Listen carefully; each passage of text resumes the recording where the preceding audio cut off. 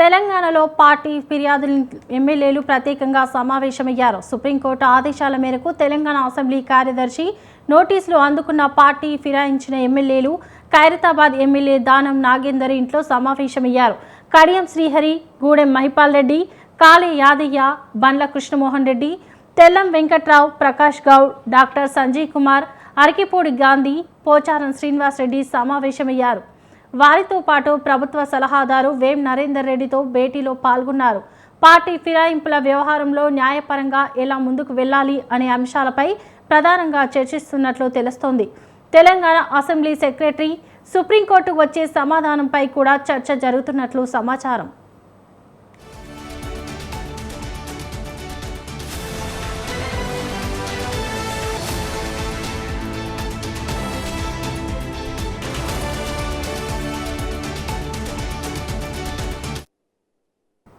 BRS పార్టీలో గెలిచి కాంగ్రెస్లోకి వెళ్లిన ఎమ్మెల్యేలకు తెలంగాణ అసెంబ్లీ కార్యదర్శి నిన్న నోటీసులు జారీ చేశారు.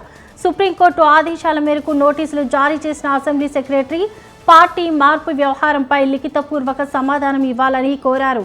స్పీకర్ కార్యాలయం నుంచి నోటీసులు అందుకున్న ఫిరాయింపు ఎమ్మెల్యేలు వివరణ ఇచ్చేందుకు మరికొంత సమయం కావాలని కోరారు. ఈ నేపథ్యంలో ప్రత్యేకంగా సమావేశమైనట్లు తెలుస్తోంది.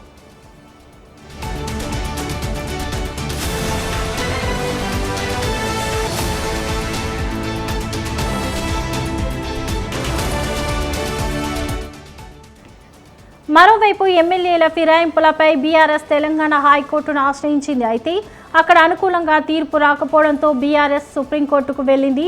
ఈ మేరకు బీఆర్ఎస్ పిటిషన్పై విచారణ చేపట్టిన దేశ అత్యున్నత న్యాయస్థానం పార్టీ ఫిరాయింపు ఎమ్మెల్యేలకు నోటీసులు జారీ చేయాలని స్పీకర్ కార్యాలయాన్ని ఆదేశించింది.